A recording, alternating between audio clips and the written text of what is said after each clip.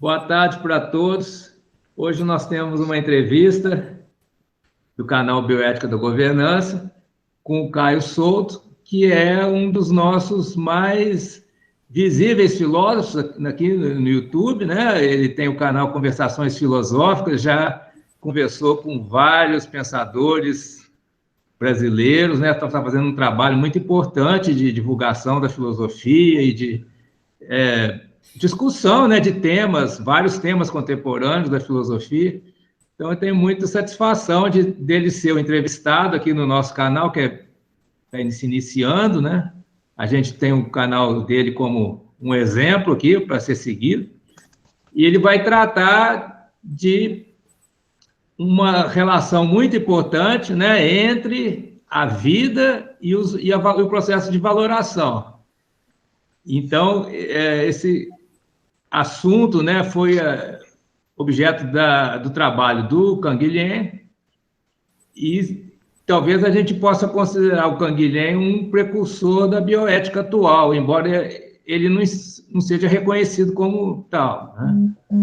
Então, a gente vai tratar dessa questão, né, da relação intrínseca entre o processo da vida e o processo de atribuição de valor, que constitui, né, o próprio cerne da bioética, né, a ética da vida, e que hoje a gente reconhece a importância da bioética em vários setores, não só biológicos, médicos, ligados ao ambiente, mas também na política, né, que é o assunto do nosso canal, no ato de governar, como as opções dos governantes, as suas escolhas, elas são a favor ou contra a vida do povo, a biodiversidade do ecossistema, né, a vida em geral. Então, o Caio vai tratar de ideias precursoras, que me parecem muito importantes, do Georges Canguilhem, e nós vamos tentar relacionar essas ideias com a situação atual da política, né, da questão ambiental, da ética da vida na contemporaneidade, certo? Nós temos como debatedores o Celson Pereira, que é professor de física da UFMG, aposentado, e o professor Enídio Hilário, que trabalha com bioética na Unicamp, na medicina da Unicamp, certo? Eu vou pedir para o Caio, inicialmente, se apresentar, em termos aí do seu trabalho profissional, né, e depois passar para a discussão do nosso tema. Caio, por favor. Obrigado, Alfredo, e também ao Celson e o Enídio, que estão aí presentes. É um prazer aí participar aqui com vocês. Sobre o tema, né, que você me convidou para falar, é um tema que eu tenho...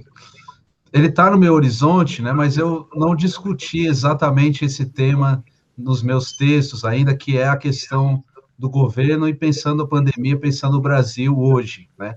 Que eu acho que é a sua questão, e é uma questão fundamental, mas é porque a gente na filosofia leva muito tempo estudando os temas, os autores, então tem que se posicionar textualmente sobre as leituras, né? E acaba que eu fiquei um pouco longe das questões mais urgentes, né? Eu tenho um texto que eu escrevi, ainda não foi publicado, né? Mas vai sair aí pela revista Simbiótica, provavelmente nesse mês, que eu tento tratar da questão da pandemia no Brasil e questões realmente da nossa urgência. Mas na minha tese, nos outros textos, né, são leituras que eu venho fazendo de alguns autores, o principal deles é o Canguilhem, né, foi a ele que eu dediquei a tese. E aí, para me apresentar, então, vou falar o que eu tenho feito, né, enfim, da minha formação inicial, né? Eu tenho duas formações acadêmicas, a primeira em Direito, eu me formei em Direito em 2008 pela PUC São Paulo, e depois eu fui migrando cada vez mais para a filosofia, já tinha esse interesse pela filosofia desde o início, ali no curso de Direito, né? Mas aí, depois que eu terminei, eu fiz um TCC e uma iniciação científica já em filosofia do direito e tal, e eu queria sair do direito, embora eu tenha ficado advogando aí num tempo, depois que eu me formei, por questões econômicas e tal, mas sempre tentando fazer a minha pesquisa em filosofia. Fui para o mestrado, 2010, na UFSCar, e depois fui para o doutorado na mesma instituição, em 2013, e fiz um período de sanduíche lá na França, 2017, e depois voltei e terminei o doutorado, 2019, e depois que eu terminei o doutorado, eu fiquei nessa de prestar concurso e tal. Aí me chamaram agora em janeiro para o IFAM, o Instituto Federal do Amazonas, né? Então eu estou lá desde janeiro. Eu dei aula também na UFSCar e na UEAP, no Amapá, como professor substituto. E os temas de pesquisa, e aí agora eu comecei também esse ano um pós-doutorado na PUC Paraná, em filosofia da psicanálise, mas tentando. É uma leitura do Canguilhem, é uma tradução de um texto inédito, que é a tese dele de doutorado, que é uma história epistemológica da formação do conceito de reflexo, né, em fisiologia. E esse texto do Canguilhem é dedicado aos séculos 17 e 18. Então, ele discute lá a teoria dos espíritos animais, Descartes, depois Thomas Willis, alguns médicos da iatroquímica, da iatromecânica, da iatromatemática, e tenta mostrar como que o conceito de reflexo, que depois, no século XIX, vai surgir, né, na reflexologia, e depois dá origem à teoria do sistema nervoso, como se conhece mais atualmente, né, foi engendrado no solo de uma teoria vitalista, né, e não numa teoria mecanicista. Essa é a tese principal desse texto, né, eu estou traduzindo, e depois ele tira consequências, né, para a filosofia contemporânea, porque o reflexo é a partir da teoria do reflexo que se consegue mostrar que os organismos vivos podem ser reduzidos a um conjunto de autômatos, né? E ele quer refutar essa tese dos autômatos, mostrando que já na teoria do reflexo a gente tem uma outra forma de compreensão do organismo e tal. Então, é isso que eu tenho feito agora, atualmente. Na tese, eu fiz um estudo um pouco mais longo do Canguilhem, eu tentei ler a obra inteira dele, é uma obra extensa, começa nos anos 20 e vai até os anos 90, ele viveu muito, né?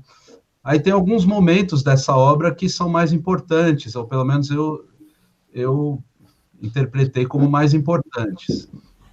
O Normal e o Patológico, que é o texto mais lido dele, tem tradução para o português, é uma tradução antiga já, que é um texto que os nossos próprios médicos aqui no Brasil, quando estavam fazendo a reforma sanitária no Brasil, isso no fim dos anos 70, né, Sérgio Arouca, Cecília Donângelo, da medicina social, fizeram essa tradução, encomendaram essa tradução, e é muito boa essa tradução, a gente tem ela até hoje, aí não tem uma segunda tradução, mas essa eu considero muito boa.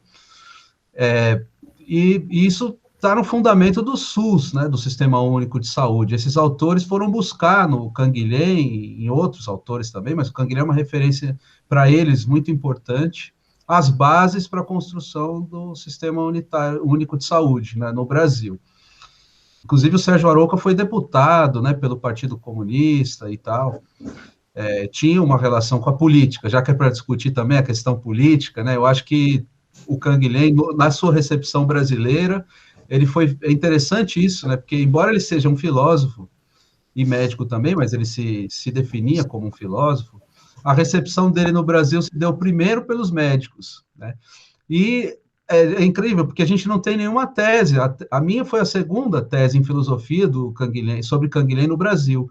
A primeira é da Adriana Belmonte, que é de 2013, se eu não me engano, né? Então é uma coisa muito recente, o interesse dos filósofos pelo Canguilhem no Brasil.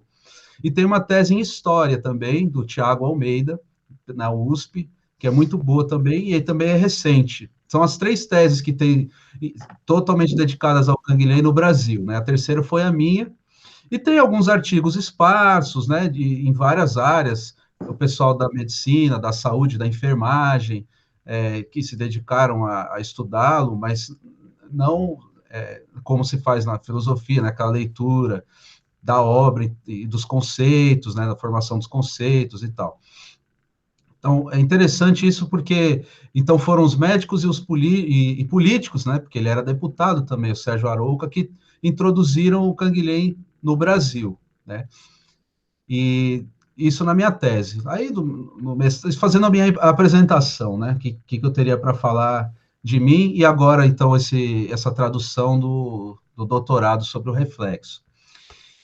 O que eu separei para falar hoje, o Alfredo me convidou, a gente tem um grupo, né, que se reúne mensalmente, e daí no último encontro a gente discutiu a questão do valor e um pouco a questão do real, né, a relação entre real e as matemáticas, né, a matematização do real, a questão da geometria e tal, e daí eu tentei apresentar brevemente um pouco do que eu penso a partir do Canguilhem sobre essa questão do real. Na verdade, eu falei de outro autor, né, no encontro, que foi o Alexandre Coiré, mas que está no mesmo século, né, o século XX do Canguilhem, e discutindo questões de maneira parecida, embora os domínios sejam diferentes, né, porque o Coiré se dedica mais à física matemática, ao surgimento da física matemática com Galileu, depois com Newton, e o Canguilhem está preocupado com as ciências da vida. Mas o método é muito parecido, que é um método histórico. Os dois fazem, inclusive eles têm alguma relação, eles não são muito próximos, mas eles têm... O Canguilhem se reporta ao Coiré em alguns momentos, né?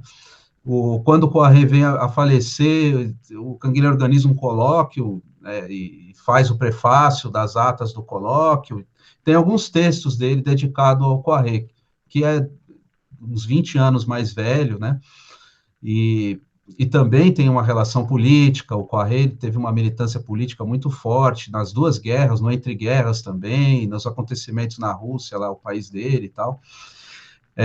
E aí, dessa discussão do domingo, surgiu esse convite, né, para que eu falasse um pouco mais sobre os valores, né, que eu falava lá nessa minha exposição, que o Canguilhem, uma das questões mais importantes para ele, é inserir o domínio das ciências da vida numa teoria dos valores, né, que ele herda de uma discussão que ocorria na França, na virada para o século XX, e que, por sua vez, tem uma outra herança na Wertphilosophie alemã, né, de autores que estavam reformulando o kantismo, né, a filosofia transcendental do Kant, e daí na Alemanha, nessa época, tinham duas escolas de reformulação do kantismo, chamado neocantismo.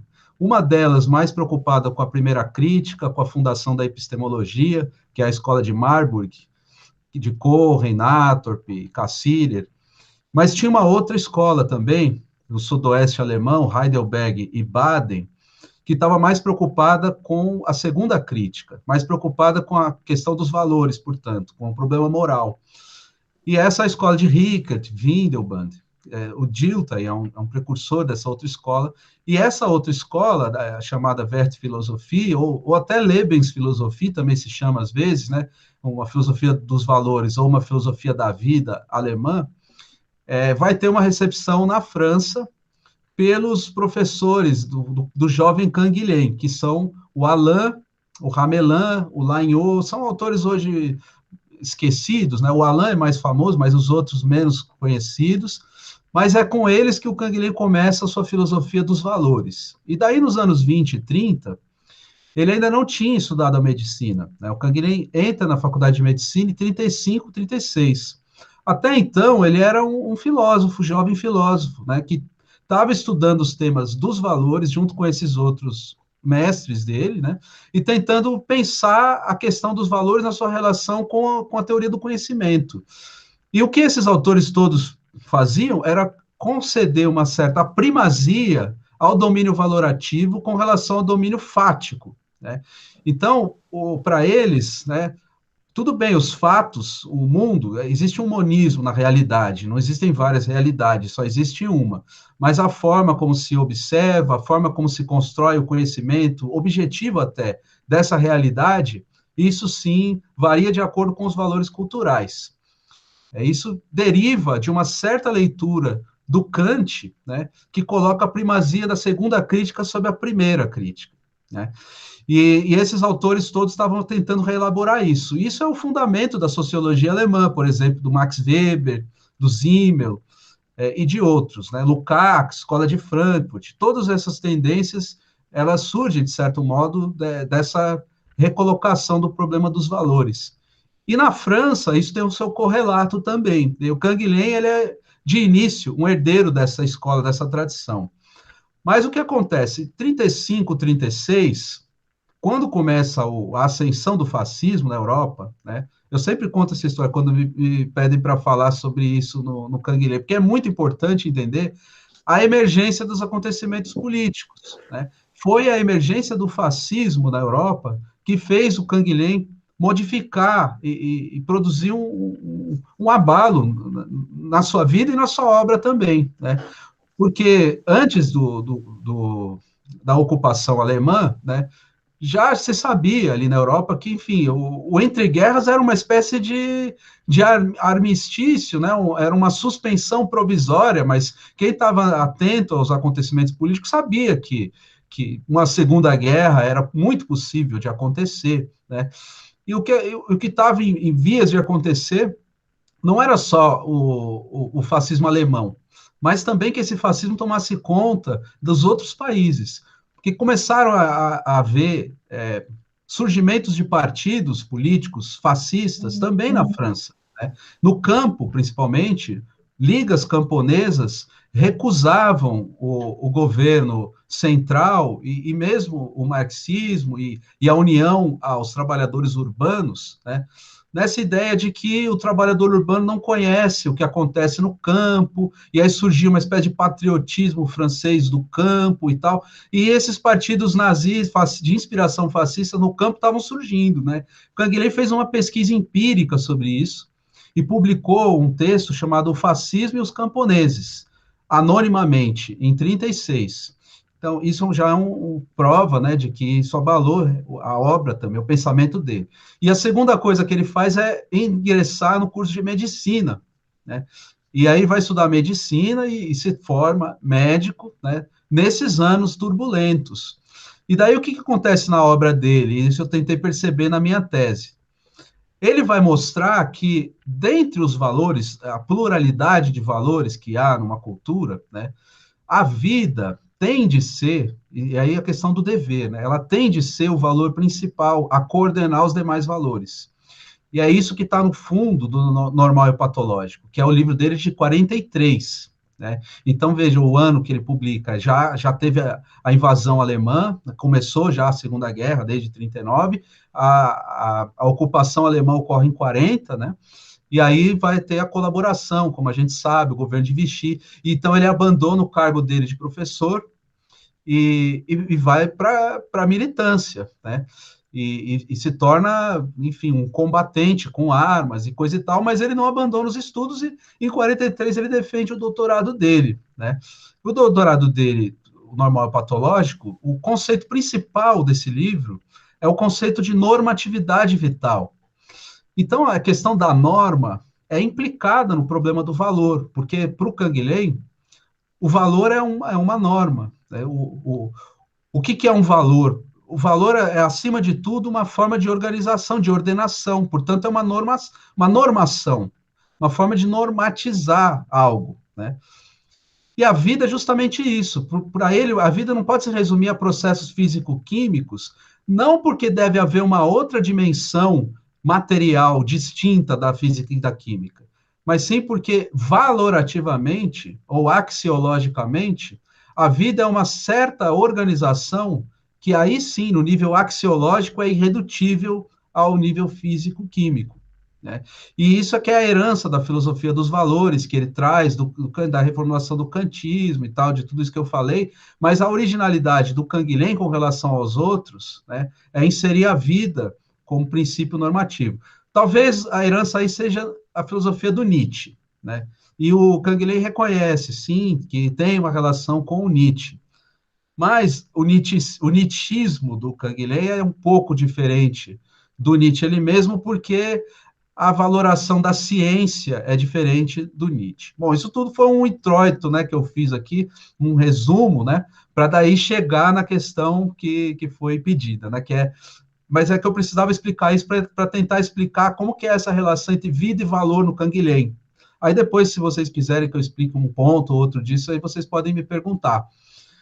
Mas aí para chegar na questão dos atos de governo, né, da política, como é que o Canguilhem poderia pensar isso, porque, de fato, ele não escreveu, né, um texto dedicado explicitamente ao domínio político. Né? O Canguilhem não é um filósofo político, no sentido que a gente tem na tradição filosófica, né, vários autores que têm tratado sobre política. O Canguilhem não tem, mas isso é o fundo do pensamento dele, é todo ele político, porque a forma como eu falei, né, a questão cultural e valorativa, ela tem o primado com relação à construção objetiva dos fatos, né, no Canguilhem, inclusive dos fatos científicos. Então, a dimensão política não pode ser descartada, porque esse histórico cultural, ele é imediatamente político. E nos textos mais em que ele analisa domínios mais restritos das ciências biológicas, né, como, por exemplo, esse do reflexo, ou quando ele vai analisar a construção do conceito de tireoide, por exemplo, na fisiologia, né? E conceitos assim que a gente pode dizer, não, esse conceito é uma glândula, por que tem uma questão política na construção desse conceito? Na célula, no surgimento da citologia, na filosofia na fisiologia dos tecidos, também, na histologia, em cada uma dessas áreas distintas, né? No surgimento da microbiologia com Pasteur, em cada uma dessas áreas, ele escreve, e são mais de 100 ensaios depois, dos anos 50 até os 70, em que ele vai se dedicar a cada um desses domínios restritos das ciências da vida, né? E sempre a dimensão política tá por trás, né? Ele sempre vai mostrando a relação disso com o político. É claro que não é um político, não existe uma sobredeterminação do social e do político sobre o que acontece na esfera objetiva das ciências, né? Não é, assim, uma determinação. O que há é uma relação, um sistema de relações, né? E a objetivação científica, ela tem de lidar com essa situação política, né? E quando se constrói a objetividade do conhecimento científico, isso aí passa a ter, sim, uma relação, né, com o político. Então, eu vou dar o exemplo do caso das vacinas, né, para chegar finalmente ao ponto. Nesse texto aqui, o texto Terapêutica, Experimentação, Responsabilidade, ele vai propor no final do texto uma pedagogia médica, que eu acho que tem muito a ver com a bioética nisso, né? Ele vai dizer assim, que a deontologia médica, ou seja, o dever que um médico tem na sua prática, e vale também para o governante, né? Precisa seguir princípios. Como é que a gente deduz esses princípios? Aí ele precisa necessariamente voltar ao Kant, porque é do Kant que veio essa ideia no conflito das faculdades, né, o último texto que o Kant publicou em vida, 1798, ele faz ali uma distinção entre as faculdades. Então tem a medicina, o direito, a teologia, que são para ele as faculdades superiores, e depois tem as faculdades inferiores, entre elas a filosofia, que buscam coordenar as faculdades superiores. E que se não houver essa coordenação, então a gente não teria princípios segundo os quais o teólogo, o jurista e o médico poderiam exercer sua prática, né? E também não pode haver uma confusão entre as três esferas, segundo Kant, né? Teologia, medicina e direito. O Canguilhem, de certo modo, ele propõe uma reformulação, né, do conflito das faculdades, né? Uma reformulação que leve em conta os avanços técnicos da medicina contemporânea, né, que não havia no tempo de Kant. E toda a questão mais importante para ele é saber se a inovação médica, né, a intervenção médica, cirúrgica, esse tipo de coisa, né, e que muitas vezes não pode levar em conta a opinião do paciente sobre a sua própria doença, né, como, por exemplo, a gente tem o caso de uma criança, né, que está adoecida, a gente não tem como saber um recém-nascido, né? Não tem como saber se um tratamento de câncer, por exemplo, sobre essa criança, se ela pode aceitar ou não. Tudo bem, pode perguntar para os pais isso, mas não vai levar em conta necessariamente a opinião da criança sobre a própria doença, né? Ou em casos de internação, em casos de que a pessoa perde o discernimento, ou em casos de doentes terminais, né? Nesse tipo de caso, como que o médico vai saber a respeito do dever que ele tem de convocar a seu favor, a favor da terapia, né, toda a inovação técnica que é disponível a ele. Porque muitas dessas inovações alteram o processo de vida daquele organismo, né? São muito, às vezes, até ofensivas. Então, e isso só foi possível dados os avanços técnicos da medicina contemporânea. O Kant não teria como prever isso. E toda a questão então, que o Canguilhem coloca, é que até a época de Kant, era possível pensar uma medicina como um prolongamento da natureza, no sentido hipocrático, né? A medicina como a própria natureza se prolongando. Agora, o Canguilhem tem uma outra concepção de medicina. A concepção dele é que a medicina é uma originalidade técnica com relação à natureza. Ela está na natureza, mas ela não é só um prolongamento natural. Ela tem uma inovação e, portanto, ela, sim, interfere nos processos naturais do organismo, né? E aí a questão que ele coloca, né, é saber até que ponto isso deve ou não ser levado a cabo pelo médico e quais são os princípios. E ele diz, então, é necessário pensar uma pedagogia médica. E ele encerra esse texto assim, né? Então, ele não desenvolve muito como é que são esses princípios. Aí tem que ir em outros textos para tentar ver como que o Canguilhem pensava isso. Um outro texto dele, mais uma vez retomando Kant, ele vai dizer que é necessário fazer a crítica da razão médica prática. É engraçado o que ele fala, né? A crítica da razão prática, né, é o título da segunda crítica do Kant, e é lá que ele põe a supremacia moral sobre a compreensão fática, da primeira crítica, né? Claro, aí tem discussões entre os kantianos também e tal, mas a gente está aqui, como eu falei, mais próximo daqueles que defendem a supremacia da segunda sobre a primeira crítica. E é nessa linha que o Canguilhem se coloca, né? E aí lá ele diz, então, uma crítica da razão prática, só que ela tem que ser médica, ou seja, ela tem que levar em conta que a vida é um processo normativo com relação aos fatos da natureza. É a criação, né? Eu tenho criação no sentido forte em filosofia, no sentido de inovação, de inaugurar algo inédito, né? A vida, então, é criação de algo inédito. Por isso que ela não pode derivar da natureza, e o Canguilhem recusa esse conceito de natureza, ele prefere o conceito de vida, porque a vida já implica uma diferença com relação ao não vivo. Uma diferença valorativa, a diferença está na norma, não está no fato ou na construção que se tem. Bom, aí como que se deduz dessa valoração primeira, que é a própria vida, princípios para a bioética, né? Aí a questão é entender que tem que haver um princípio organizador dos demais, esse princípio é a própria organização vital, ou normatividade vital, né? E essa normatividade vital, ela é construção de novas normas, construção de alternativas diferentes, processo de mudança, né, qualitativa. E daí a medicina tem que ser entendida como mais uma dessas técnicas a favor, a serviço da construção normativa, né? E os governos, né? Voltando ao exemplo das vacinas. A gente tem, por exemplo, a primeira vacina que se tem notícia histórica, né? O caso da varíola, que é muito estudado por vários filósofos. O Kant se dedicou ao estudo disso, né? Ele fala um pouco disso em alguns textos. Tem alguns historiadores, filósofos e historiadores da medicina e da filosofia que também se dedicam ao caso da varíola, porque a varíola é um caso singular em que a ideia de inoculação da própria doença entra em cena na história da medicina, né? O que significa que você vai infligir ao organismo a doença, num grau menos letal, mas a própria doença, vai contaminá-lo do vírus, né?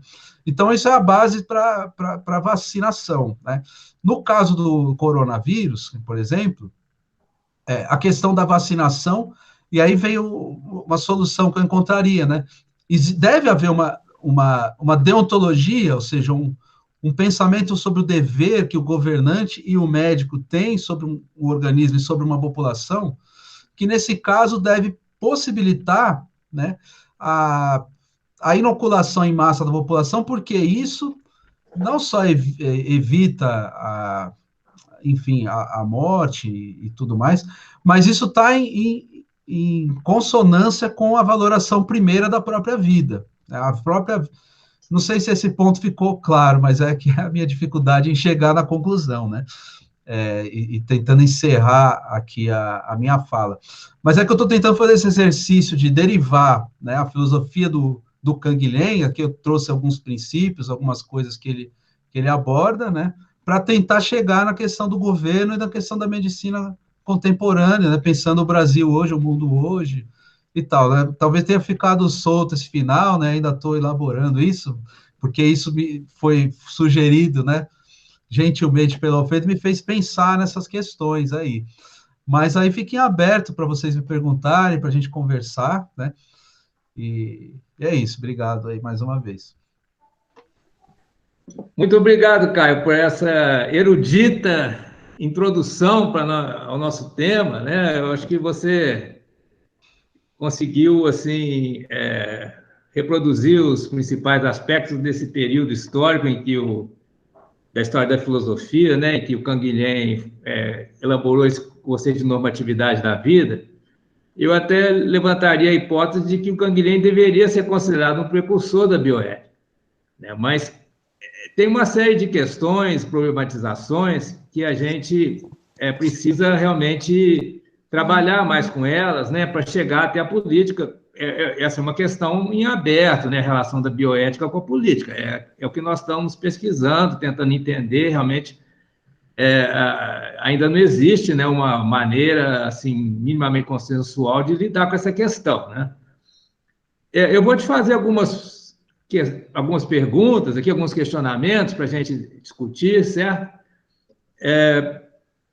No Kant, a segunda crítica, né, a crítica da razão prática, me parece que ela é sobre uma ética humana, não seria algo assim coextensivo para todas as formas de vida, né?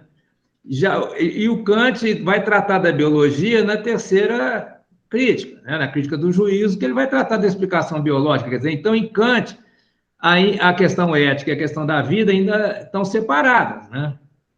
E pela reconstituição que você fez do Canguilhem, ele começa colocando a vida como principal valor na ética humana. E ele salta para o conceito de normatividade da vida, que já tem uma outra implicação, que toda forma de vida, desde uma ameba, já está fazendo um processo de valoração, certo? Se é que eu entendi bem. Então, aí eu me vejo que existe um salto.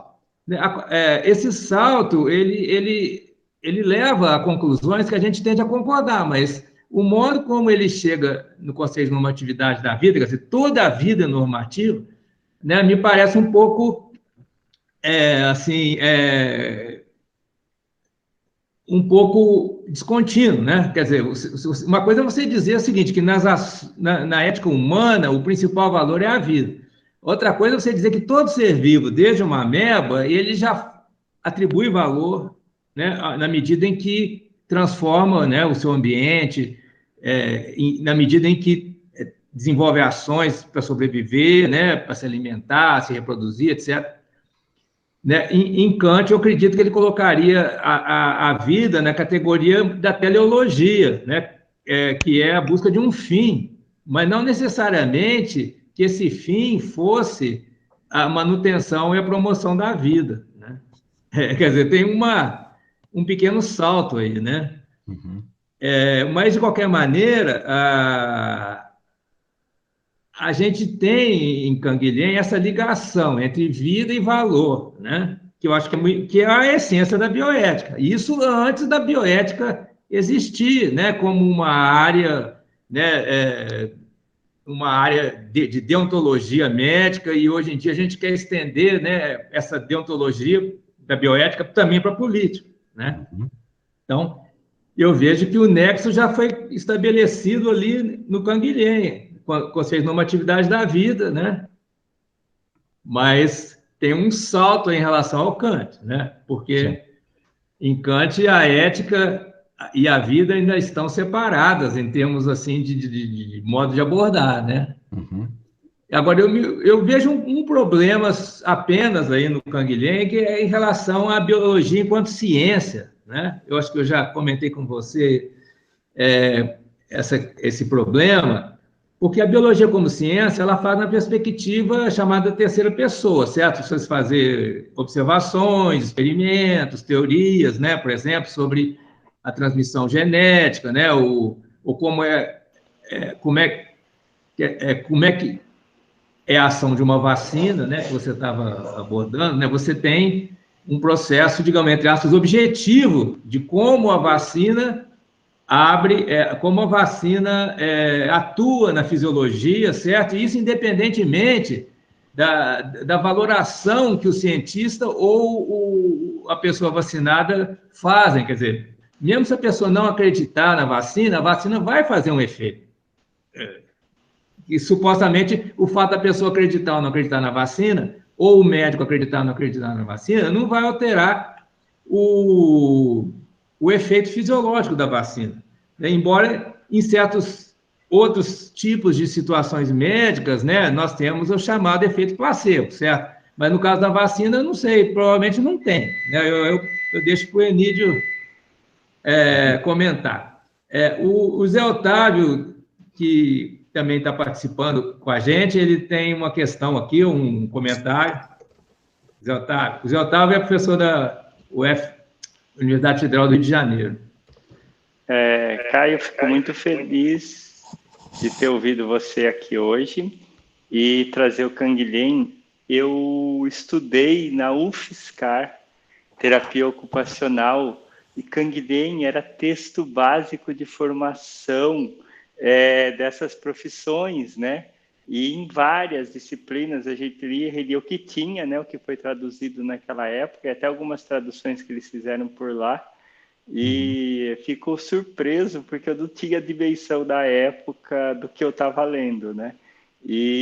Só que o que eu queria colocar é o que o Alfredo está falando aí, porque existem biologias, e se a gente pensar século XVII, XVIII, XIX, era outra realidade, teoria vitalista e outras coisas mais estavam muito forte. Por exemplo, se a gente pensar na biologia e nos franceses, por exemplo, os médicos que vieram da época do Freud, Vigorot, pessoal que trabalhava com eletricidade, com outras coisas, toda essa turma trabalhava com um conceito muito diferente do que o mecanicismo.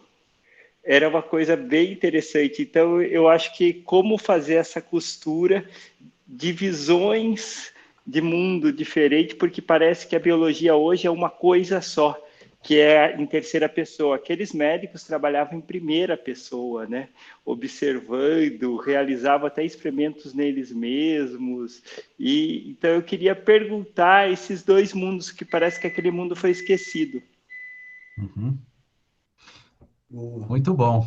Obrigado pelas questões. Vamos ver se eu consigo responder. Vou começar pelo Kant. Sim, você tem toda a razão. No Kant ele mesmo, né, a biologia só vai aparecer, e não é nem a biologia ainda, né, rudimentos dela na terceira crítica, né. E sobre isso tem um aluno do Canguilhem que escreveu uma tese, que é o Lebrun, né, o Kant e o fim da metafísica, que é sobre a terceira crítica, e é uma tese canguilhemiana lá, porque tem uma passagem, eu até cito na minha tese isso também, em que o Lebrun está querendo inverter. O que está em jogo aí? Porque o transcendental kantiano ainda não é biológico. Você tem toda a razão. Ele é transcendental subjetivo para o sujeito humano, né? Na primeira e na segunda crítica, o transcendental ele é humano, não é biológico. E o que o Canguilhem propõe? Ele propõe uma biologização do transcendental. Agora, antes do Canguilhem, isso já foi, de certo modo, feito pelos autores que reformularam a segunda crítica, que são esses da Wertphilosophie, né? E o mais profundo de todos, o que levou isso à radicalidade, é o Nietzsche, com a transvaloração de todos os valores. Se eu transvaloro os valores e a vida passa a ser o valor, mas ela é só um valor, né? Quer dizer, a vida, ela em si, não é nada, ela não é a coisa em si, não é a substância, ela é valor, ou seja, ela é uma perspectiva, a partir da qual o vivente vive, o vivente se alimenta, o vivente se reproduz, e é isso que vale para o unicelular já e para a ameba, né? Porque ele é uma construção de uma perspectiva já, É nesse ponto que está. Eu acho que a questão que você está colocando, que é muito interessante, né, e que é difícil de aceitar, né, no Canguilhem, ele sabe disso. Eu acho que é a questão mais da consciência do que da valoração. Porque a questão é se eu tenho consciência ou não tenho consciência. Não sei se você concorda com essa outra questão que eu estou trazendo. Porque, por exemplo, a distinção para um animal sobre o que é o alimento dele e o que é o seu excremento, que pode ser alimento para outro animal, é uma valoração. É isso que o Canguilhem fala, né? Então, quando, por exemplo, a carne podre para o abutre, ela passa a ser alimento porque ela apodrece, é a valoração que o abutre faz daquilo como seu alimento, né? O que para outras espécies é podre, para o abutre é o que para nós é o cozido, né? Ou seja, o alimento no seu melhor estado de consumo, né? Então, o próprio processo de cozimento é uma valoração que a espécie humana foi fazendo na sua longa história, né, evolutiva, do seu próprio alimento, né? E aí a consciência, ela é um outro problema para o Canguilhem. O problema da consciência, ele é segundo, ele não é o mesmo problema do problema vital. A questão do vital, para ele, é mais fundamental. E é por isso que ela extrapola a existência humana, mesmo no sentido kantiano, né, uma estrutura lógica, ou no sentido do empirismo lógico, se a gente quiser, e de uma identificação imediata entre linguagem, cognição e o real, né? O Canguilhem está pensando em outros termos, né?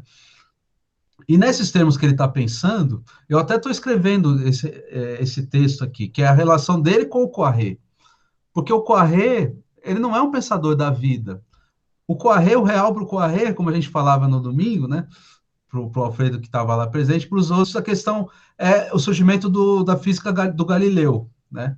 E que depois dá no Newton, por exemplo, que é o que? A matematização irrestrita do universo, né? E a ausência de relação de hierarquia entre o mundo que a gente vive e o mundo celeste das formas puras e perfeitas. Quando se quebra essa hierarquização, e aí toda a geometria pode ser para o nosso mundo quanto para os astros, é que se passa a olhar para o céu, né? É isso que o Poiré fala. Então, a luneta do Galileu, ela deriva de uma mudança do pensamento ocidental, que identifica agora como pertencente ao mesmo universo o movimento dos astros celestes e o nosso próprio mundo empírico, né? Então, tudo passa a correr. Só que onde é que está a vida nesse modelo de explicação?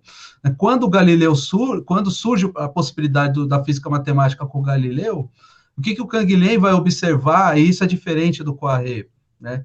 É que no mesmo momento vão surgir os anatomistas, que vão traduzir os antigos, né? Os textos do Galeno, por exemplo, passam a ser traduzidos no século XVI, que foi o maior anatomista antigo, né?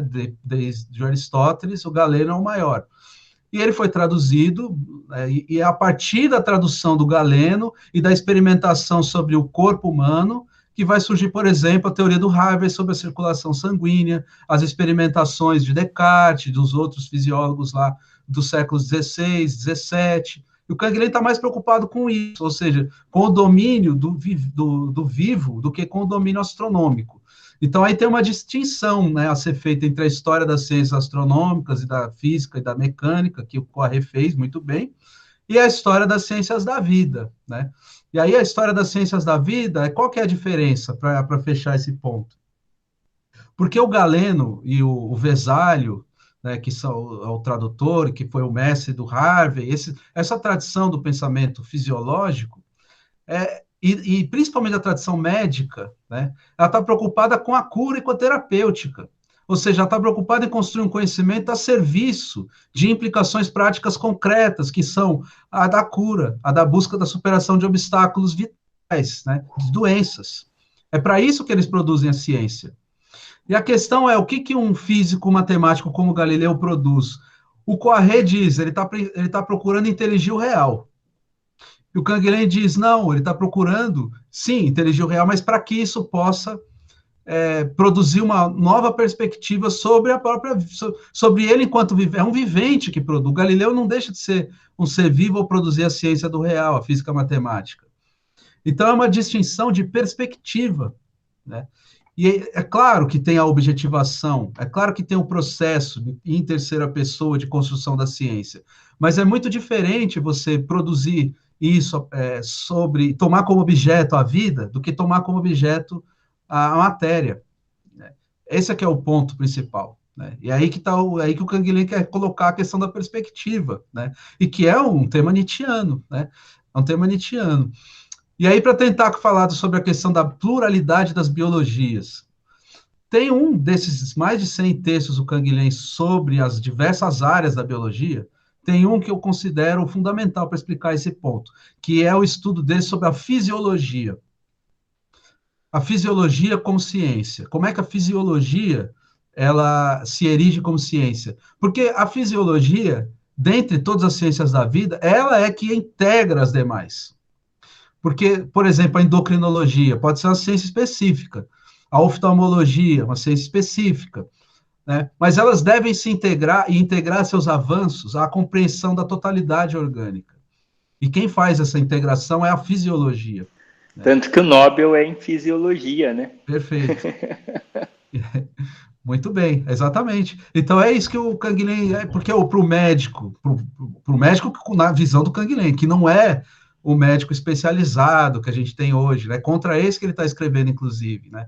Aquele que só se especializa no domínio, enfim, de uma doença e tal. Esse médico, ele não fez a pedagogia médica para o Canguilhem, né? Acho que é aí que está a questão do princípio da bioética, porque a pedagogia, a crítica da razão médica, a prática que ele está propondo, é a reintegração, né, do organismo como um todo, de todas as áreas da medicina e das ciências da vida, na ciência única da vida. Né? Acho que o Ernest Mayr tem um livro, né, Biologia, Ciência Única, e ele é também um vitalista, né? Quer dizer, não no sentido antigo do vitalismo, mas no sentido de pensar a biologia na sua autonomia, a sua autonomia com relação às demais ciências.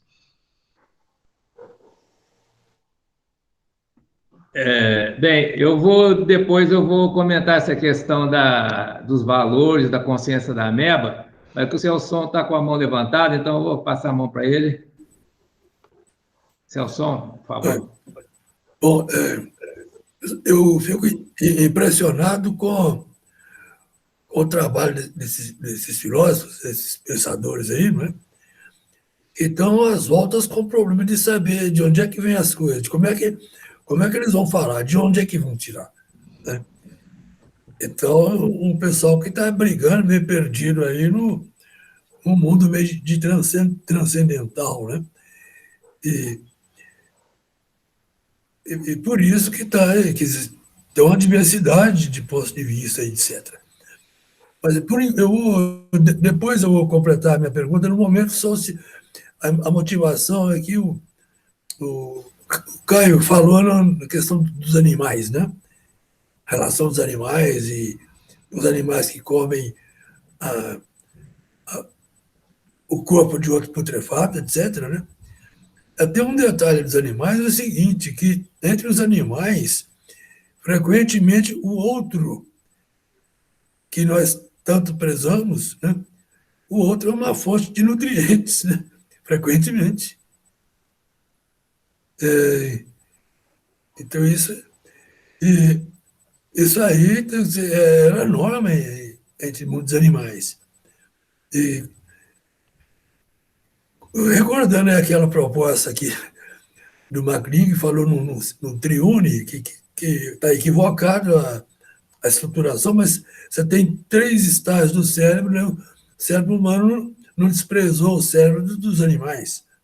De jacaré, por exemplo, tem um, né, reptiliano, etc, etc. O problema é que quando os humanos se valeram de seu córtex e levaram o córtex bem para frente, o que o córtex fez? Uma das coisas que o córtex fez até hoje, ele está fazendo exatamente aquilo que os animais antes tinham aquela filosofia. O outro é uma excelente fonte de nutrientes. Né? Mas ele diz o seguinte, que em vez de o bicho pegar o outro, tomar o sangue dele em 2 minutos, etc., acabar, é melhor explorar por 20, 30 anos, dá muito mais lucro. Né? E aí entra a questão da escravidão, etc. Então tem um montão de coisas a ser considerado aí. Depois eu completo o meu questionamento, né? Mas eu fico impressionado realmente com a coragem, a saúde dos filósofos que estão correndo atrás de alguma coisa e a gente não sabe de onde é que eles querem tirar, eles estão tirando. Aí, Kant, etc., realmente eu continuo impressionado. Mas temos umas visões bem diferenciadas recentemente com a ciência aí, porque atualmente a gente já tem um negócio que chama a física da matéria viva, etc, etc. A gente volta ao assunto aqui um pouco. Muito obrigado. O Enídio e o Zé Otávio levantaram a mão, mas eu queria fazer um comentário sobre o que o Celson disse, que eu interpreto o que o Celson disse da seguinte maneira: nem toda ação do ser vivo é em favor da vida, né? Nós temos o ser vivo também tem o que o Freud chamou a pulsão da morte. O ser vivo também mata, né? Também destrói, né? Quer dizer, então, essa questão aí da normatividade da vida, ela se coloca como valor na ética, mas não é uma questão de fato, né? De fato, nós temos seres vivos atuando contra a vida, certo? Inclusive na política, né? Mas eu vou passar para o Enídio, depois o Zé Otávio também quer fazer um comentário, e depois eu volto a palavra para você, tá, Caio?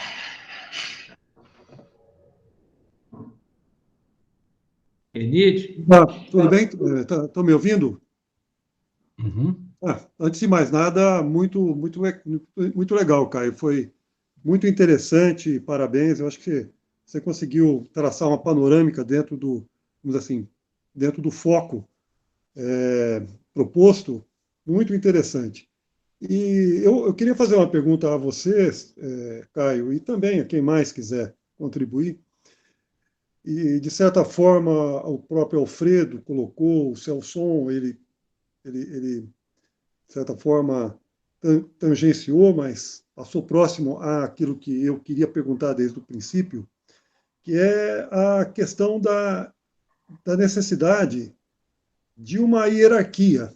Se é possível você falar em valores sem definir uma hierarquia de valores. E do ponto de vista vitalista, ou do ponto de vista de uma ética da vida, né, que é a bioética, essa hierarquia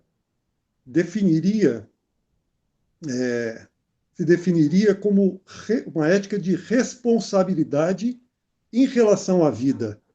Mas isso implica obrigatoriamente, pelo menos do meu ponto de vista, ou eu coloco para que seja problematizado, a questão da hierarquia de valores. Isso, por exemplo, na medicina, na bioética, quando você fala do modelo principialista, por exemplo, que você define autonomia, justiça e beneficência, por mais que se fale que não há uma hierarquia de valores, no modelo, pelo menos no corpus hipocrático, a beneficência, na sua forma positiva e na sua forma negativa, que é a não maleficência, hierarquicamente é um valor superior, né? A beneficência. Então, do ponto de vista, a minha questão, que eu quero colocar mais objetivamente, do ponto de vista de se estabelecer uma norma, estou falando isso em ética da vida, não há necessidade de hierarquia. Canguilhem não considera que esta vida, de alguma forma, deva ser defendida a partir de uma hierarquia que, de fato, tenha condições de proteger a vida ou de definir a vida como sendo algo valioso. E isso, obrigatoriamente, pela maneira que eu vejo, leva à antropomorfização de qualquer ética dessa natureza. Deixa eu explicar, talvez, de forma um pouco mais clara. Eu eu entendo que, do ponto de vista pragmático, pensar a vida de uma forma linear, não hierarquizada, como um valor em si mesmo, hierarquizado, sem que haja responsabilidade do ponto de vista antropológico de defender a vida, e aí eu me refiro, por exemplo, à questão do meio ambiente, é uma forma de não atuar, uma forma de não assumir responsabilidade. Então, de alguma forma, a única maneira de defender a vida, inclusive a vida humana, é assumir a responsabilidade. E assumir a responsabilidade é definir hierarquia. E essa hierarquia é a hierarquia do humano, da cultura, se sobrepondo e se impondo à natureza. Então, não sei se eu fui claro no que eu estou falando, eu acho que é um pouco, talvez, confuso a minha colocação, mas gostaria que você desse a sua opinião, se faz sentido esse tipo de, vamos dizer assim, de reflexão. Uhum. O Zé Otávio, você faça o comentário também, depois o Caio responde vocês. O que eu vou fazer, Caio, é mais uma extrapolação. Quando eu vejo o pouco que eu conheço do Canguilhem, é como se ele uniu diversas partes que estavam se separando. E quando ele faz isso, parece que aumenta a responsabilidade de quem está aplicando a medicina, a saúde, a política pública ou a política, né, maior. Eu queria extrapolar e pensar se Canguilhem hoje estivesse vivo nessa pandemia, o que você, conhecedor de Canguilhem, colocaria como pontos importantes que Canguilhem olharia para essas realidades que estão acontecendo hoje? Uhum. Bom, vamos lá. Mais uma vez, vou tentar responder. Sobre a questão do céu-som, ele encerrou a fala dele dizendo sobre a física da matéria viva. Essa tentativa é antiga, né?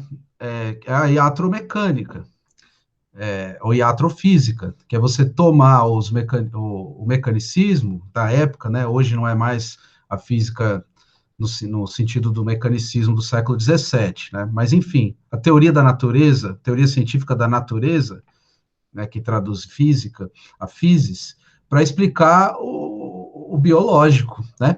Então, para o Canguilhem, isso é um contrassenso moral, não físico, né? Fisicamente, tudo bem, porque a vida é explicável o iatromecanicismo sempre funcionou, inclusive a iatromatemática existe hoje ainda, né? Formulada pelo John Brown, o médico escocês, ela existe até hoje. Hoje, se eu tiver um desconforto, ou se eu for fazer um check-up geral, os meus diagnósticos vão ser infinitamente matematizáveis. É tantos eritrócitos, leucócitos, quantos plaquetas. Eu tenho a média de quanto que é o normal, a minha temperatura, não é assim? O meu organismo inteiro quantificável, né? E isso explica uma realidade física. A matemática vai traduzir uma certa realidade física, e daí o diagnóstico é normal ou com algum distúrbio. Se for algum distúrbio, então a gente vai tratar e aí os tratamentos também vão sempre no sentido de retificar isso. A questão é que se existe um estado normal, né? Se eu digo assim, estou no meu estado normal, eu enquanto organismo vivente, isso tem um valor moral, né? Moral no sentido ético, né? Um valor vital, melhor dito, né? E que se difere qualitativamente. Porque eu não posso dizer, por exemplo, de uma pedra, né, que ela está num estado normal, ou que ela está doente, né? Esse aqui é o ponto. Então, se eu quero usar os mecanismos da física para explicar, mesmo que seja uma física muito sofisticada, para explicar os processos vitais, né? Então, aí tem que se fazer um salto, sim. E esse salto não é no nível fático, ele é no nível dos valores. Porque aí eu vou valorar aquele diagnóstico quantificado para dizer se aquilo reflete um estado normal ou um estado patológico. E a aferição do normal, ela precede a ciência. São os seres humanos em sua vida comum que se dizem sãos ou doentes, né? É isso que define a vida comum. E isso vale também para os demais viventes, né? É claro que tem mais sofisticação maior nisso, porque eu posso estar já desenvolvendo um câncer, por exemplo, e não estar sofrendo nada, né? E daí vai precisar de uma intervenção técnica, né, de uma observação, de um diagnóstico, e aí que vai entrar é por isso que a medicina não é natureza, né, para o Canguilhem, ela é uma originalidade técnica, né, e que vai forçar o corpo a falar, se ele está doente ou não, né, seja pela visão que vai se possibilitar com raio-x, né, ou um tipo de outro mecanismo, uma ressonância, alguma coisa assim, que é um espaço, uma visibilidade que se abre daquele corpo, que é uma inovação técnica, né, e que faz o corpo falar. Mas em todo caso, ainda assim, nesse caso, né, a ideia de norma, ela deve preceder a avaliação que se faz dos fatos quantificáveis, né? Essa é a posição do Canguilhem. Quanto à questão, o Alfredo falou uma questão agora que acabou de me escapar. Deixa eu ver. Vou responder as outras, então, que eu anotei aqui. Tem a questão do antropomorfismo, né? Deixa eu responder essa. Bom, isso daí é um ponto também, né? Quando o Canguilhem lê Kant, não é para simplesmente se filiar ao pensamento do Kant, ele observa vários obstáculos naquele pensamento, né? Pro que ele propõe como pluralismo axiológico e tal. Um deles é a compreensão do que é o homem. No kantismo, o homem, ele tem a liberdade humana para o Kant, né, como definida na primeira, na segunda e também na última crítica, ela é um princípio que está é um princípio de perfectibilidade, ou seja, a história humana, aí a medicina dentro dessa história, ela vai aperfeiçoando desígnios que são naturais. Não tem originalidade técnica no Kant. Então, o homem é como se ele tivesse definido ali de uma vez para sempre, né? E é por isso que tudo vai estar a serviço do homem, né? Agora, para o Canguilhem, não. O Canguilhem não pensa assim. É a vida que é, por isso que é uma biologização do transcendental, não é mais o sujeito transcendental, né? Agora é um vivente, ou seja, é colocar no lugar do sujeito um transformismo da vida, que a vida ela transforma, né, as suas formas. O homem é uma forma da vida, em transformação. Então, se essa transformação é colocada no lugar das categorias fixas, do entendimento, das condições de possibilidade de apreensão pela sensibilidade da primeira, que é onde ele funda a teoria do conhecimento, e também na segunda, o fato de razão, que é a liberdade, que tem na sua autonomia, deve fundar os atos, e na terceira, já há uma relação entre a liberdade e a natureza, né? Tudo bem que é uma antinomia, mas essa antinomia é uma relação, né? Passando da terceira antinomia para a terceira crítica, né? O Canguilhem vai reformular essa maquinaria que o Kant construiu, conceitual que o Kant construiu. E por isso é que ele vai colocar no lugar o transcendental, no lugar do transcendental, o biológico, né? O biológico transformando. Agora, é ainda um trabalho de filósofo, não é um trabalho de um cientista esse trabalho. Ele é nutrido das transformações trazidas pela ciência, né? Mas a questão filosófica é em colocar o valor como primeiro, e é isso que escapa ao processo de objetivação da realidade. É isso é desse sentido que tem a herança kantiana, não no sentido do homem, né? Mas no sentido de transcendentalizar a ciência. É claro que pode ser uma violência isso, né? Mas, enfim, o Canguilhem falando, mas a filosofia tem também a sua especificidade e ele se define como filósofo, né? Não como um cientista, né? Ou como um médico, embora ele também fosse médico e conhecesse a história da ciência, das ciências da vida, né? Conheceu genética, ele viveu o surgimento da genética, né? Escreveu sobre isso nos anos 60 tal. Enfim. Agora, a questão de qual é da hierarquia dos valores, qual então deve ser o valor, né? Se a vida é o principal valor, então não pode ser o homem, né? E se o homem está destruindo as condições dele próprio de vida, né, no seu meio, né, se o homem está destruindo o seu meio, então isso é já a criação para esse homem de um estado patológico, né? O que estamos fazendo, a pandemia é resultado, né? Se o Canguilhem tivesse aqui, muito provavelmente ele diria isso, né? A pandemia é o resultado de uma patologização do meio humano, né? Porque é esse meio que possibilitou o surgimento do homem como espécie, né? E nós estamos destruindo esse meio, então estamos destruindo a condição de possibilidade de nós próprios, né? Isso no sentido, pensando a partir da perspectiva humana. Agora, da perspectiva vital, né, a dissolução do homem, a continuidade da evolução das espécies sem o homem, ou com outro meio que não seja a floresta e tal. Mas aí a questão é quem é que faz a ciência, de qual é a perspectiva vital, mas a perspectiva vital dessa forma específica, que é o homem, porque é ele que constrói a ciência, né? É ele que constrói o conhecimento objetivo da realidade. E só que o Canguilhem fala é que essa construção deve reverter em favor da vida. Aí é por isso que a vida tem que ser o valor primeiro, porque se não for a vida, então aí, né, aí a gente continua destruindo o nosso habitat, destruindo o nosso meio, né, ou, enfim, uma ciência que é contrária a si própria, né, uma ciência que quer destruir a própria condição de possibilidade da objetivação da natureza.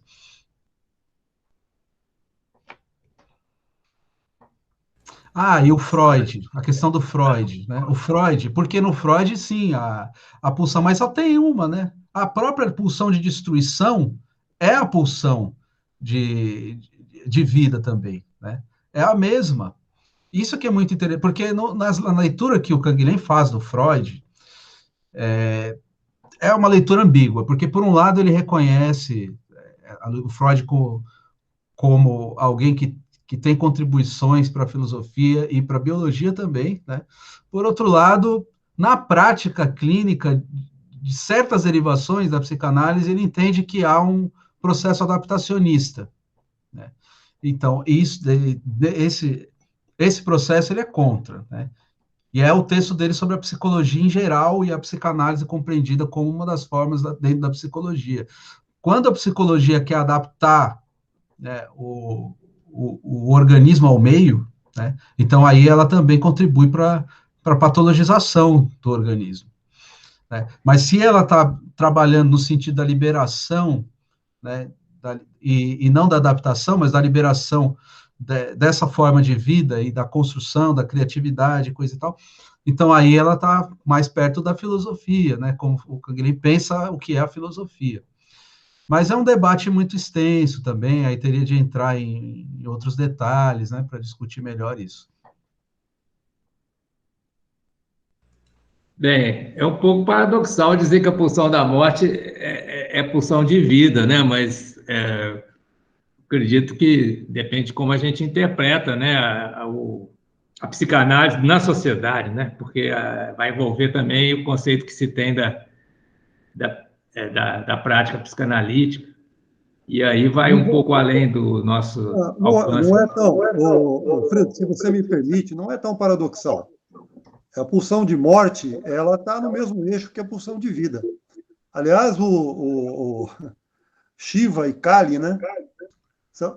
Se eu não me engano, na mitologia, é a mesma personalidade desdobrada em duas naturezas, uma que destrói e outra que renova, né? Então, o ser humano não tem por que ser diferente disso, né? Então faz todo sentido. No meu modo de ver, faz todo sentido. Para mim, parece paradoxal, porque a normatividade da vida é de promoção da vida, e a pulsão da morte é de destruição da vida. Então, me parece que são duas forças opostas, mas eu acho que depende da interpretação que se dá, né? Se a gente entender que a pulsão da morte, quando ela é referida pelo psicanalista, que é um processo que leva a um desfecho em favor da vida, alguma coisa assim, né? Porque faz parte da terapia, você fazer essa identificação, e isso, através do processo terapêutico, vai promover a vida e dissolve o paradoxo, né? Mas se você tomar, assim, no mesmo plano, né? No plano da ação do ser vivo, morrer é contrário a viver. Mas aí você pode também argumentar, né, que o indivíduo morre para que a espécie sobreviva, né, aquela visão adaptacionista tradicional. Tradicional quer dizer darwiniano, né? Você tem, como disse o Samson, né, a cadeia alimentar, né? Uma espécie se alimenta da outra, né? E isso faz parte da promoção da vida do ecossistema como um todo, da biosfera, né? Você tem alguns seres que se alimentam de outros, então eles matam esses outros para comê-los, certo? Mas o processo como um todo é de promoção da vida, talvez possa interpretar dessa maneira também. Eu não sei se você concorda que, do ponto de vista, a compreensão do que é vida, do ponto de vista vitalista, não é necessariamente o significado da vida do ponto de vista axiológico.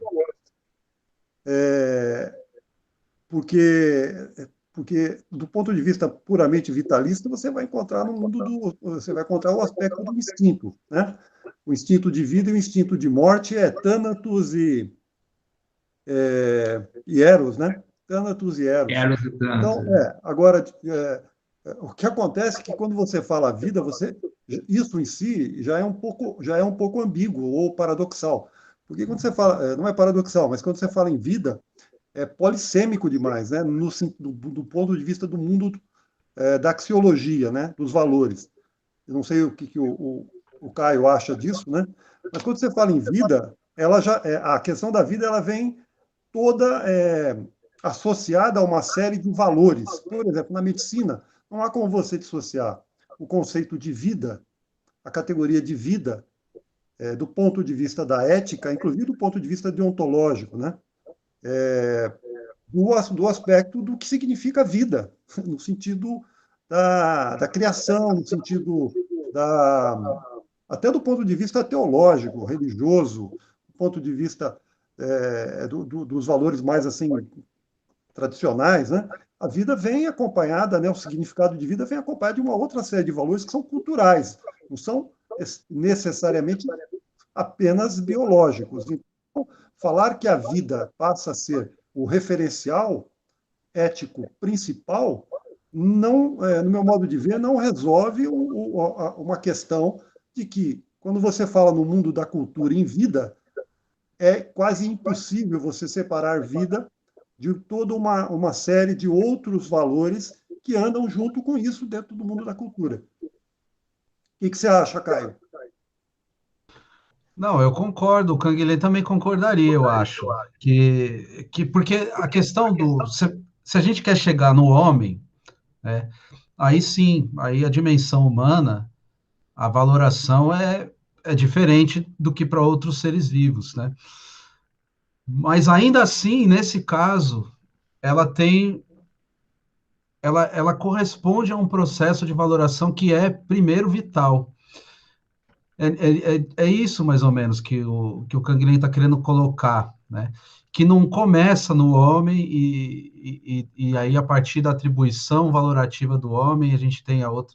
Começa na vida, e aí o homem que é resultado disso. Mas é claro que a existência humana tem uma dimensão valorativa distinta, qualitativamente distinta de outras espécies, né? E mesmo entre os diferentes seres humanos, essa valoração também, ela se distingue. Uma pessoa que desenvolve uma doença passa a ver o mundo diferente, né? Uma pessoa que é artista vê o mundo diferente. E a questão é que a vida é que é essa criação valorativa, né? Então, no homem, ela difere qualitativamente, mas é a própria... Então, o que seria uma medicina que passou pela crítica da razão prática médica? É a que libera cada vez mais essa criação, que possibilita e que compreende cada um na sua infinita possibilidade de novas criações e tudo. Celso?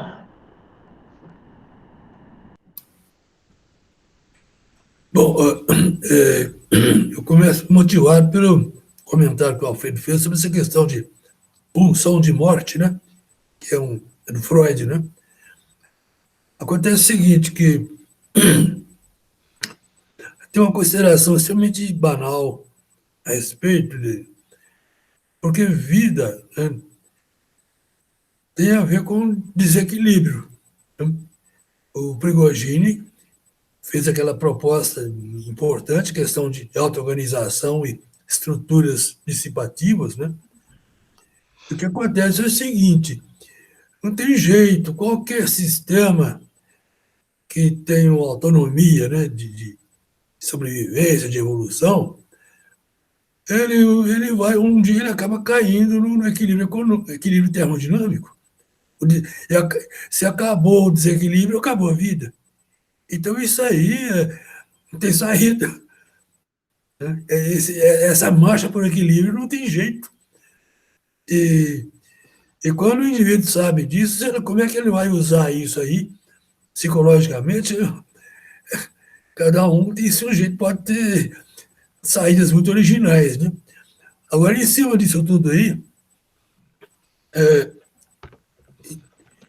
inclusive, comentando um pouco o comentário do professor Caio, é interessante a gente notar o seguinte, essa questão de ética, etc., troco, né? Porque bioética e tudo mais, tem um artigo interessante de uma repórter que chama Dalla Ventura, que comenta o trabalho de uma neurocientista, Elisa Feldman Barrett, que se chama 7 mitos e meio sobre o cérebro, derrubando esses 7 mitos e meios. E um mito que ela se refere sobre o cérebro é que o cérebro não trabalha isolado, né, socialmente. O cérebro dos indivíduos interage uns com os outros, né, e o cérebro, eles interagem uns com os outros, com amigos, familiares, até estranhos, contribuindo para estruturas e funções, mas, é claro, também contribuindo para destruições, né? Para isso aí não tem jeito, isso existe. Esse é um dos mitos, né, que ela derruba, e isso é da maior importância, né? Você tem essas influências aí, e eu, na realidade, eu noto influências benéficas, né, na convivência com essa bioética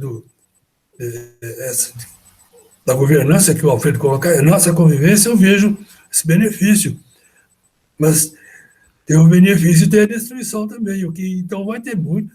Um governo, então, tinha que pensar muito nesse assunto, né? Mas o governo tem que saber ler e escrever para começar, né? Porque essas influências aí, imagine você jogar isso numa administração do país, né? Um negócio assim, é uma bomba, né? É brutal, né? Em matéria de destruição, eles são bem competentes. Aí, o problema é a promoção da vida, né? Eu até vou aproveitar, deixa para tentar formular um pouco essa questão aí da bioética em relação à governança. Hoje, depois de todas essas reflexões que a gente está fazendo aqui, e na atualidade, né, depois da pandemia, está ficando assim, bem óbvio que várias ações, se não todas as ações dos governantes, têm um impacto na vida, né? Na década de 1960, por exemplo, foi feito um programa de reflorestamento com eucalipto, que é uma espécie exótica. Né? Hoje, a gente, andando pelo interior do Brasil, você vê, né, plantações de eucalipto para todo lado, né, que é usado para fazer papel, para madeira, lenha, um monte de finalidades. Né? resinas, né? Até aqui em Botucatu tem muita plantação de eucalipto e parece que foi vendida para os chineses recentemente. Nessa questão, por exemplo, do saneamento, né? Se o Congresso destina verba para o saneamento ou não destina, como tem sido o caso, né? Está interferindo no processo da vida, né? Agora, me parece que é muito importante a gente, apesar de toda a relatividade dessa questão da vida e da morte que a gente está discutindo aqui, né, que o Enid colocou, o Celso, a gente precisaria ter um critério, pelo menos no ponto de vista da política, entre ações de governantes que promovem a vida e ações de governantes que negligenciam ou até destroem vidas, né, como no caso, por exemplo, das guerras, né? Acho que a guerra é o caso mais, assim, gritante ou trágico, né, de decisões de governantes que geram morte, né? Milhares de pessoas morrendo quando elas são obrigadas, né, a servir, né, nas suas forças armadas que estão em litígio com outros países, etc., né? Como no caso das grandes guerras e outras pequenas guerras por aí, né? Então, a pergunta fica sendo assim, desde que a gente consiga ter algum critério, né, que é o objetivo meu, pelo menos, aqui nessa discussão, né, de estabelecer princípios, né, dos governantes, princípios que possam distinguir entre ações que estão promovendo a vida e ações que estão destruindo, né? O caso da negligência com a vacina aqui no governo Trump, Bolsonaro e alguns outros, me parece, evidentemente, um caso de estar promovendo mortes, né? Tanto que são chamados, né, de gestões de genocidas, né? Está destruindo vidas, né, em grande número, certo? Mas a pergunta acaba sendo assim, por que até hoje a gente não discutiu isso, né? A implicação da ação dos governantes para a vida, né? Em relação também à questão climática, né?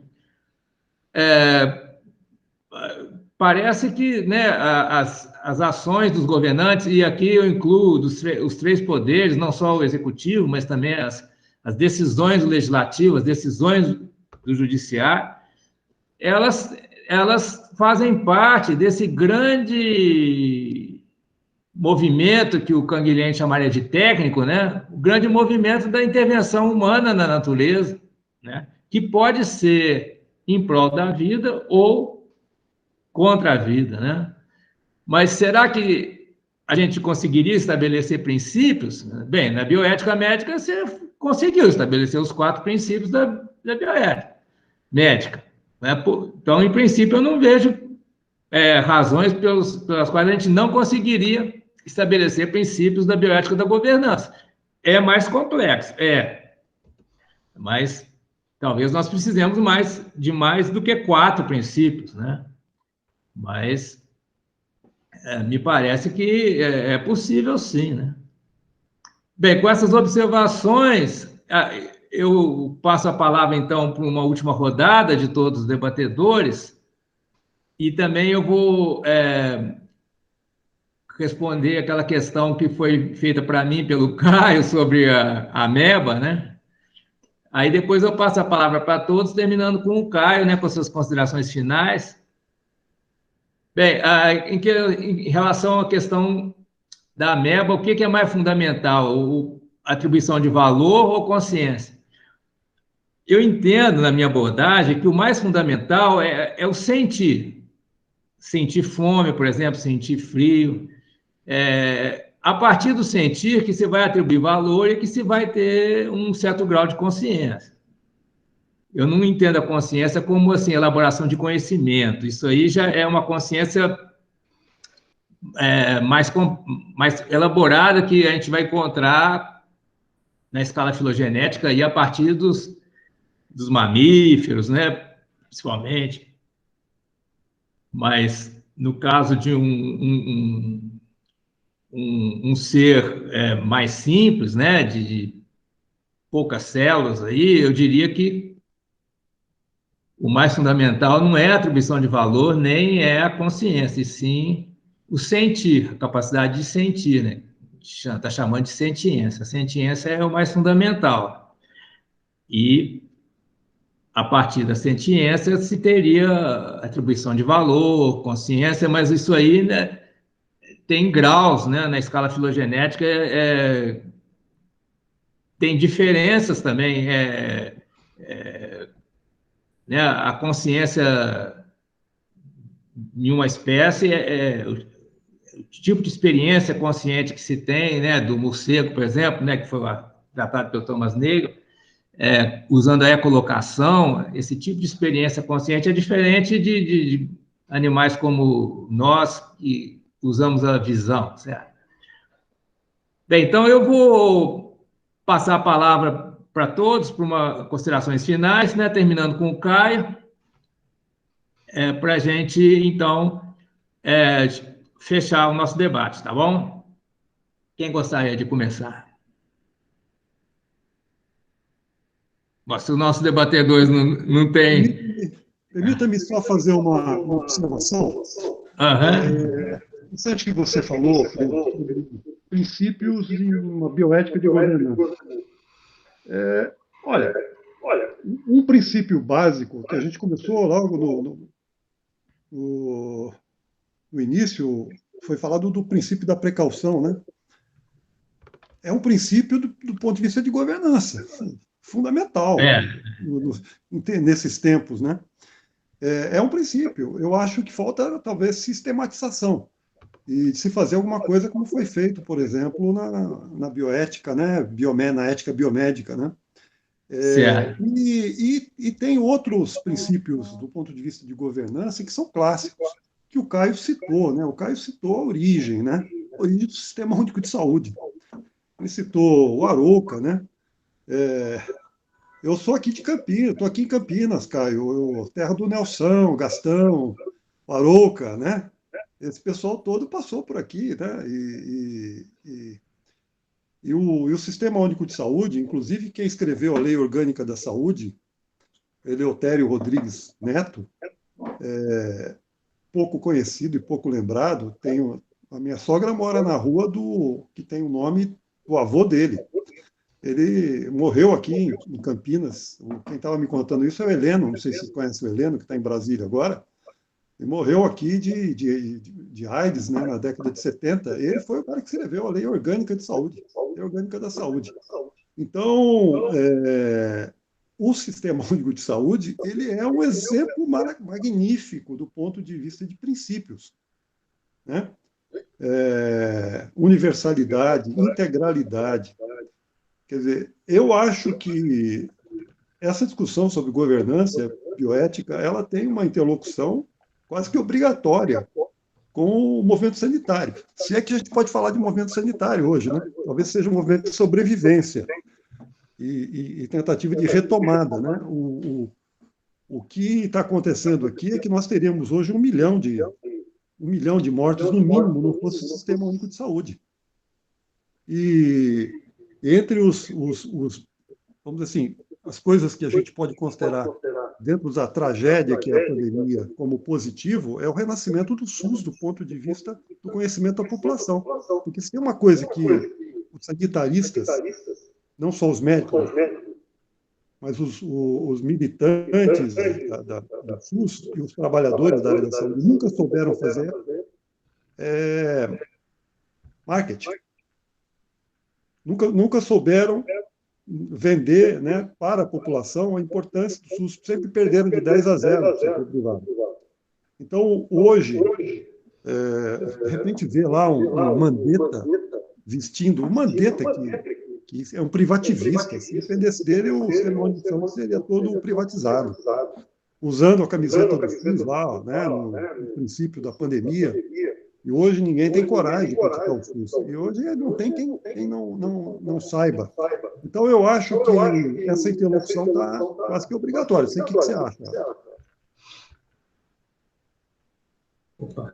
Oi, Enídio, eu te agradeço por fazer algumas considerações que eu queria ouvir, né? E te convido para continuar essa discussão aqui no nosso canal e elaborando conjuntamente com a gente, discutindo esses princípios da bioética da governança, E a gente precisa formular, né, pelo menos como proposta, né, e também como implementar, né, essa deontologia dos governos, né? A gente precisa fazer propostas, né? Se vai realmente ser implantado ou não, não depende da gente, mas a gente pode formular isso que eu estou tentando fazer.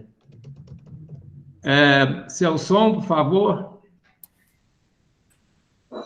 Bom, eu diria que todas essas colocações que os senhores estão fazendo aí se impressionam, né?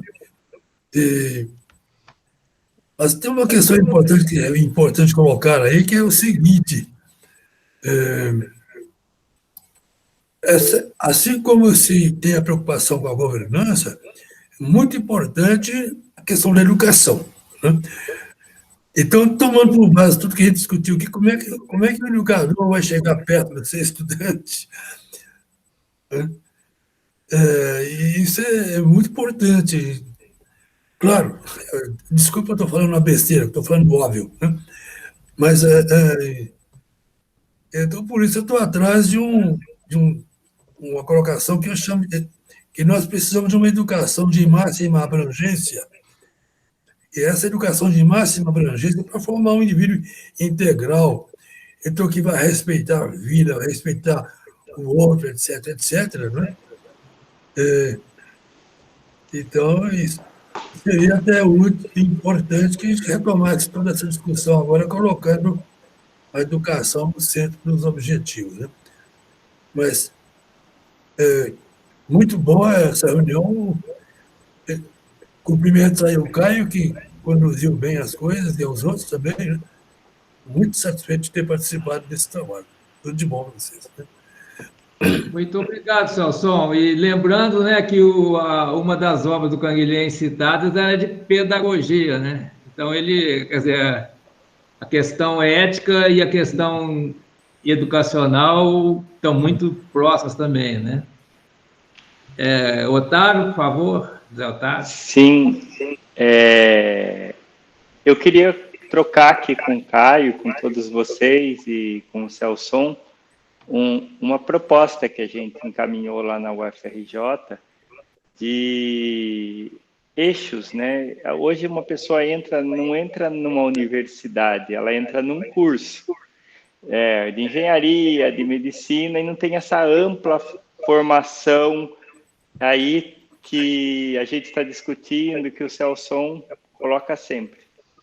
Então, a gente colocou de 4 a 8 eixos, né, que a pessoa iria problematizar. E eu vejo que o Caio está trazendo, e o Canguilhem, e toda essa discussão importantíssima para todo mundo, né?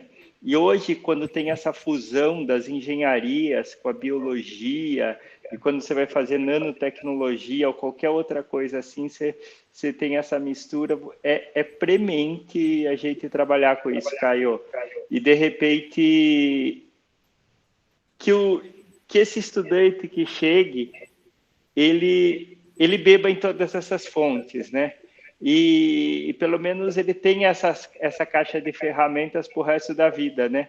Então, eu vejo uma mistura aqui no Brasil é muito mais complexo, estava falando com o Alfredo, porque se a gente acredita que em vida, e a vida perpassa pela floresta, né, para ter uma amplificação, então a gente precisa falar com os povos originários, a gente precisa pôr todo mundo junto, né? Então, a bioética da governança, aqui o buraco é mais embaixo, Celso. Então, a gente tem que pôr muita discussão aí. E muito obrigado.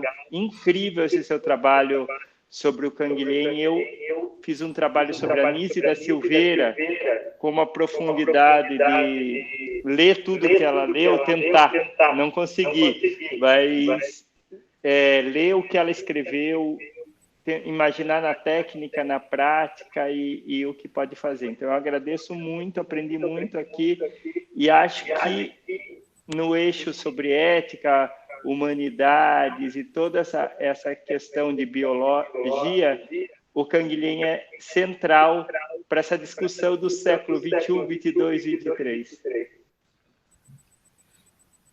Muito obrigado, Zé Otávio. A gente está, pouco a pouco, né, repensando a própria formação universitária, né? As várias universidades estão, cada uma à sua maneira, né? Tinha, inclusive, a proposta da Universidade Nova, que ia nesse sentido, de você ter uma visão, uma formação mais interdisciplinar nos 2 primeiros anos do curso superior, né? Então, a gente, sem dúvida, nós estamos transitando nessa esfera interdisciplinar ou transdisciplinar, né, apontando para essa formação mais ampla que o Celso também aponta, né? E eu não sei exatamente como a gente pode seguir nesse caminho, mas a gente com certeza se insere nele, né? Nessa iniciativa aqui, dessa discussão. E você estava mencionando uma disciplina chamada Mapas, né? Que você coordena, né? E a gente precisa, então, conversar aí como a gente poderia, talvez, fazer uma atividade junto com essa disciplina, né? Alfredo. Dados aí são muito bem-vindos.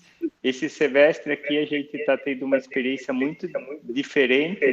A gente convidou um pessoal lá do Alto Xingu, está participando junto com a gente, porque as estudantes estão tentar criar tecnologia para entender a problemática da floresta, e a gente está estudando uma questão aí da borda da floresta e como isso funciona. Então, a gente trouxe para dentro da disciplina como troca. Estudante, eles são estudantes, são professores ao mesmo tempo. Então, a gente tem pessoal de Belém, pessoal indígena, e daí a gente botou pessoal de empreendedorismo, de engenharia, tudo junto, e vocês são muito bem-vindos. Muito bom. Queremos acompanhar a distância, mas queremos... É tudo à distância.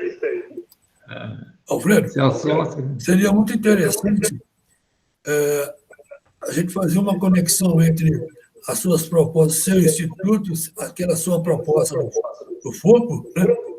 E a questão da interação entre universidade e comunidade, né? Juntar isso tudo seria muito produtivo. Estamos avançando aos poucos aí. Eu não sei o que isso vai dar, mas estamos avançando, né? Sim. Continuamos avançando, isso aí. Quem sabe a gente faz um encontro lá em Minas Gerais, porque se fizer encontro do futuro, tiver saúde para fazer encontro, tudo, a gente quer ir todo mundo em Minas. Esperar todo mundo vacinar. Aí vai ter que ser em Minas. Minas que é o estado mais cosmopolita, né? Ah, é? Bem, Caio, então eu passo a palavra para você para as suas considerações finais, agradecendo muito a sua participação aqui e a sua exposição. Obrigado, Alfredo. Obrigado a todos que assistiram aqui também, que participaram. Para mim foi muito bom também. O que eu teria para comentar de final, né, sobre essa questão dos povos originários, que eu achei interessante, que no IFAM, né, lá no Amazonas, que eu dou aula no IFAM, e lá tem essa coisa de estar na floresta e tal. E essa integração com os saberes originários e a ciência produzida na universidade, eu acho que é a questão mais importante que tem hoje, sobretudo para quem dá aula no Brasil, pesquisa no Brasil, né, e no governo Bolsonaro. E eu lembraria do Lévi-Strauss, a última página do Tristes Trópicos. Ele disse que a antropologia ela tinha que ser uma entropologia, né? Porque lembra o princípio da entropia que o Celso trouxe aqui, né, da termodinâmica, os processos de desequilíbrio, né? Quer dizer, a vida é uma luta contra a entropia. Isso pode definir, pode ser uma forma de definir. E os povos originários, que o Lévi-Strauss chamava de sociedades frias, para ele o que eles têm de mais importante é que eles conseguem não acelerar o princípio de entropia, enquanto a nossa sociedade, que são as sociedades quentes, depois da Revolução Industrial, sobretudo, com a queima de combustíveis fósseis, só o que nós estamos fazendo é acelerar o princípio de desintegração, que é inelutável, também para os povos originários e para todos, mas a questão é que viver é frear a dissolução, né? A morte. Então, a questão é fazer da antropologia uma entropologia, ou seja, uma teoria da entropia, né, no sentido vital. E é isso que eu teria para dizer. E a forma de governo que a gente tem hoje, tem um filósofo, cientista político, que eu acho que define bem isso, que é o camaronês Achille Mbembe, né, e diz que a produção massiva da morte é uma forma de governo, né, e ela tem sido, desde do Trump, do Bolsonaro, mas desde o dispositivo colonial, né, utilizada sistematicamente como forma de governar, né. Eu acho que isso ajuda a gente a pensar, né, o que a gente está enfrentando, o conceito de necropolítica. Eu, particularmente, gosto bastante dessa obra aí do Achille Mbembe, né, um filósofo africano, e está sendo muito discutido, né. Eu acho que o governo Bolsonaro oferece um exemplo muito rico, né, para esse laboratório necropolítico aí, e para a teoria desse autor. Com essas duas palavras aí que eu queria encerrar. Tá bom, então, muito obrigado a todos. Nós tivemos uma discussão também sobre educação ambiental e sintropia, né, como oposição à entropia, com a professora Maria de Lourdes Paziani, está no nosso canal.